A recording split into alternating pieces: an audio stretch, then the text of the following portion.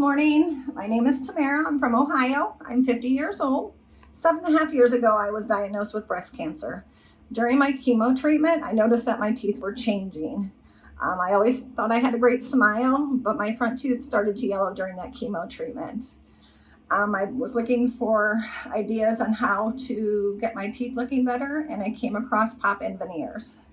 I think they looked really nice, and I'm like, I'm going to give them a try. So I ordered them. Here they are. I got them a few days ago, and I am so excited about them. They look fantastic. I've gotten so many compliments about my smile. I'm going to go ahead and put them on for you, show how easy it is to put them on. I would recommend them to anybody. You deserve it. So here we go. Let me put them in.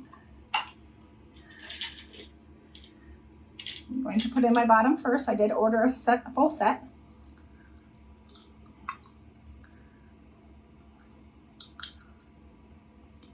They just pop in place, and as you can see, look at the difference in the color of my teeth. Now I'm going to put in the top. See how easy they pop in? And look at the beautiful smile.